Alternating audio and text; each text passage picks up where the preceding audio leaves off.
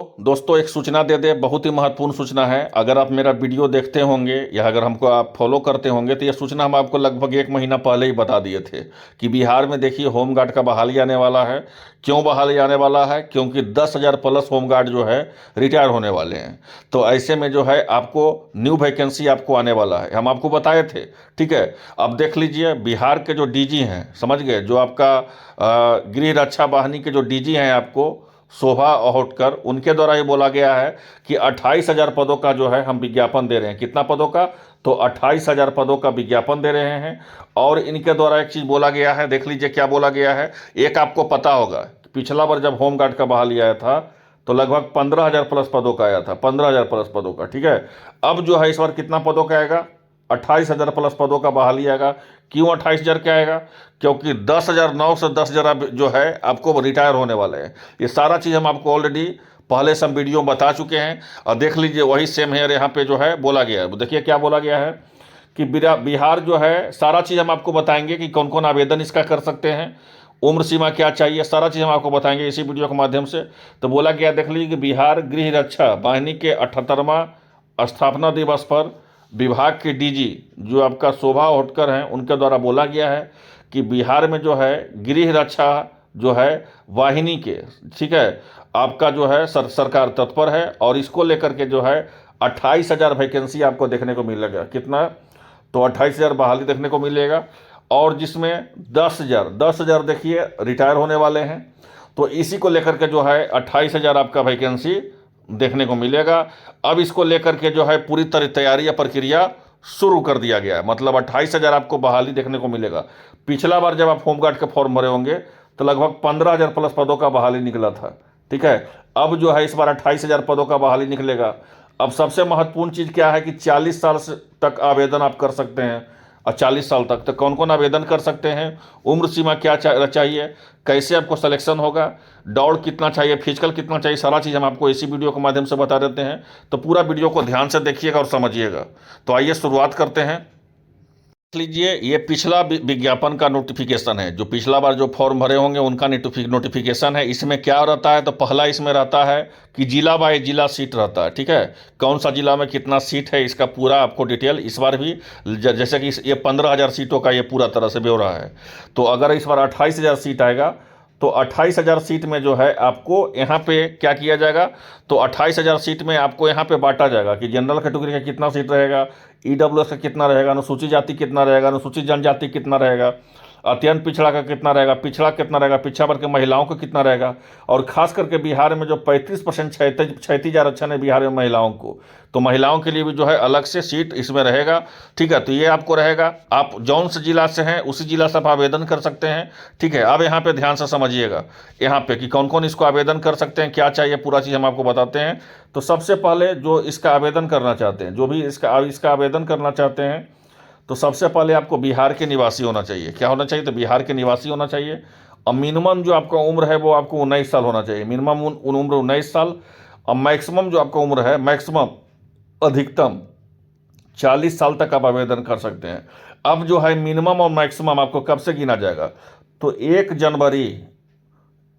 जनवरी 2026 से आपको मिनिमम और 19 साल और मैक्सिमम 40 साल होना चाहिए। अगर आपके पास है तो यहाँ पे आपको होमगार्ड का फॉर्म भरने के लिए मौका मिलेगा। योग्यता क्या चाहिए? तो योग्यता का बता दें कि इंटरमीडिएट चाहिए राज्य सरकार के द्वारा। अगर आप इंटरमीडिएट पास हैं तो आप आवेदन कर सकते हैं। ठीक है, और इसमें बता दें कि 1 जनवरी 2026 तक, 1 जनवरी 2026 तक भी अगर आप पास हैं इंटर, तब पर भी आप आवेदन इसमें कर सकते हैं।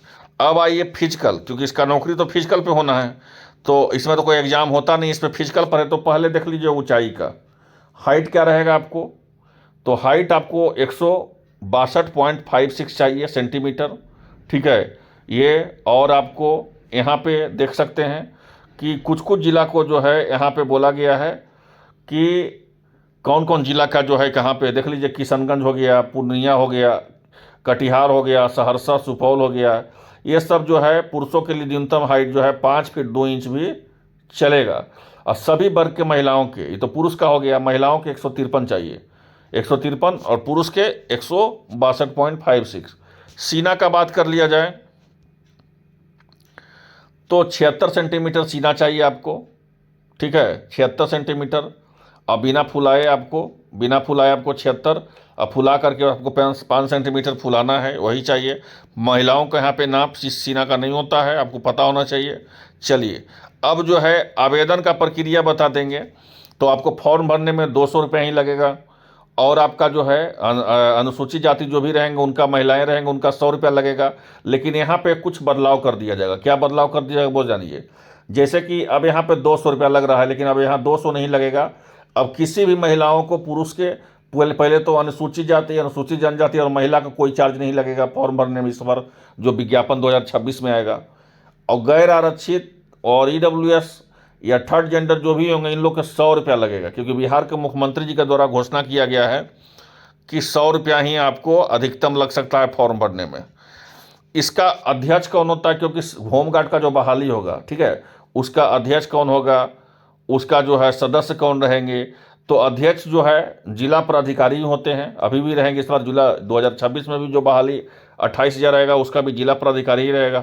सदस्य जो है आपका पुलिस अधीक्षक रहेंगे, जिला संवेष्टा जो है आपका सदस्य रहेंगे, और जिला कल्याण पदाधिकारी भी इसमें सदस्य रहेंगे। मतलब क्या हो गया इसका मतलब, तो ये बहाली का पूरा प्रक्रिया, कैसे इसका फॉर्म भराया गया, कैसे इसका जो है दौड़ लिया गया, फिजिकल सब कुछ हुआ, हाइट, वेट, चेस्ट, दौड़, फिजिकल जो भी, height, long jump, high jump, जो भी इसका जो टेस्ट है, और जो फाइनल मेरिट बनने तक, यही 4 कमेटी जो है आपको तय करेगा, ठीक है, कि किसको मेरिट में आना है, किसको मेरिट में नहीं आना है। मतलब फाइनल जो है यही इन्हीं के दस्तखत से आपको किया जाएगा।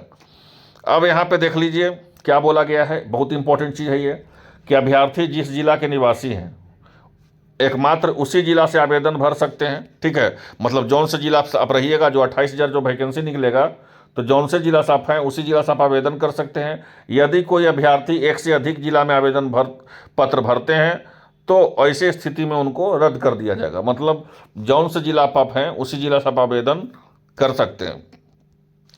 दूसरा देख लिया जाए कि अभ्यर्थी की ऑनलाइन जो है आवेदन पत्र में स्थायी निवास प्रमाण पत्र, जन्म तिथि में मैट्रिक, इंटरमीडिएट, और आपको EWS, पिछड़ा वर्ग, ये सब सारा जो है डॉक्यूमेंट, प्रमाण पत्र, ये सब जितना डॉक्यूमेंट है, अगर आप फ्रीडम फाइटर हैं तो भी आपका डॉक्यूमेंट चाहिए। ये सब सारा डॉक्यूमेंट आपको चाहिए फॉर्म भरने के टाइम में। और आपको फिजिकल का जो नियम है वही आपको फिजिकल का नियम यहाँ पे पालन करना होगा। और देख लीजिए कि शारीरिक दास्ता जो फिजिकल होगा वह 15 अंकों का होगा, ठीक है। अब इसमें जो है 15 अंकों का जो बात किया गया है, सूची का बात किया गया, वहाँ समझिए।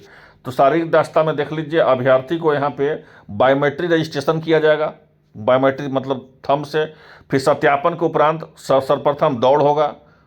निर्धारित समय में दौड़ पूरा नहीं करने पर अभ्यर्थी असफल हो जाएंगे। तो सबसे पहले तो आपको दौड़ लिया जाएगा, और जैसे ही कोई दौड़ में पास कर गए तो वो आगे प्रतिस्पर्धा में भाग लेंगे। जो नहीं पास करेंगे वो भाग नहीं लेंगे। दौड़ में सफल अभ्यर्थी के लिए जो है ऊंचाई एवं सीने का माप होगा। जो अभ्यर्थी का ऊंचाई और सीने का माप निर्धारित मापदंड से कम होगा उसे असफल घोषित कर दिया जाएगा, ठीक है। फिर लॉन्ग जंप, लंबी कूद, गोला फेंक में कोई भी भाग नहीं ले पाएंगे, ठीक है। और यहाँ पे समझिए मतलब जो पास करेंगे वही आगे जाएंगे, जो पास नहीं करेंगे वो आगे नहीं जाएंगे, वो उनको वहीं से रिजेक्ट हो जाएंगे। चलिए नेक्स्ट देख लीजिए। ऊंची कूद, लंबी कूद, गोला फेंक सभी प्रतिस्पर्धाओं में अलग अलग अधिकतम 5 अंक का होगा, ठीक है।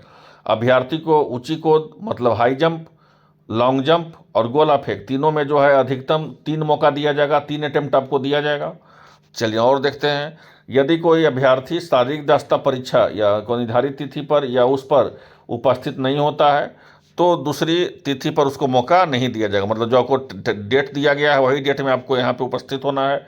अब आइए आपका दौड़ क्या रहेगा। तो दौड़ का बात है 1600 मीटर का दौड़ होगा, आपको 6 मिनट में आपको दौड़ना है। 6 मिनट से अधिक समय जो लेंगे वो असफल घोषित हो जाएंगे, ठीक है।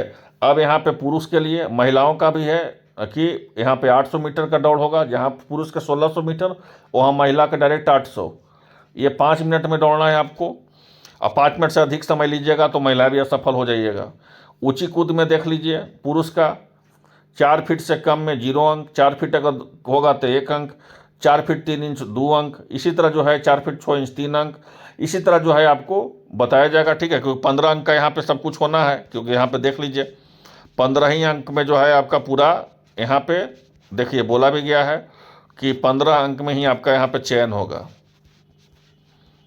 15 अंक में। ठीक है, तो ऐसे में यहाँ पे देख लीजिए 15 अंकों में जो है आपको चयन होगा। तो उसी का है यहाँ पे सारा हाई जंप का, महिला का, पुरुष का देख लीजिए। अगर आप 12 फीट जो है 12 फीट से अधिक करते हैं तो आपको 1 अंक मिलेगा, 13 फीट से अधिक करते हैं 2 अंक मिलेगा। इसी तरह जो है आपको लॉन्ग जंप का, हाई जंप का, गोला फेंक का, ये सब का देख लीजिए, ये है। ठीक है, और फिर उसके बाद आपको फिजिकल जांच होगा।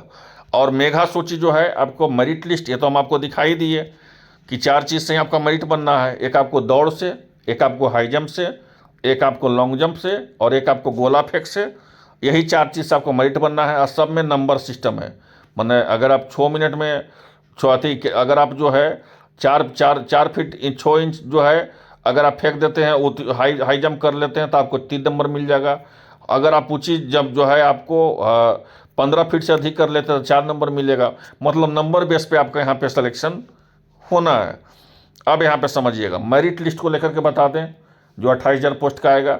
तो प्रत्येक जिला में जो है गृहरक्षकों के पद पर नामांकन हेतु शारीरिक दक्षता परीक्षा के 3 प्रतिस्पर्धाओं, ऊंची कूद, लंबी कूद, गोला फेंक में अभ्यर्थी को द्वारा समेकित कुल अंकों के आधार पर जिला स्तरीय मेधा सूची तैयार किया जाएगा। मतलब जितना आप 15 नंबर में जितना आप लाए हैं, ठीक है, उतना का मेरिट लिस्ट आपको तैयार किया जाएगा। और बोला गया है अभ्यर्थी की कोटि का उल्लेख किया जाएगा, कौन सा कैटेगरी का आप हैं, जनरल का है कि ओबीसी का है, ईबीसी का है कि एससी का है, एसटी का है, या फ्रीडम फाइटर का है, या महिला है, जो भी हो। प्रत्येक जिले में जो है रिक्त का विरुद्ध में, ठीक है, 1.5 गुना को जो है अभ्यर्थी को मेधा सूची प्रकाशित किया जाएगा, 1.5 गुना का प्रकाशित किया जाएगा।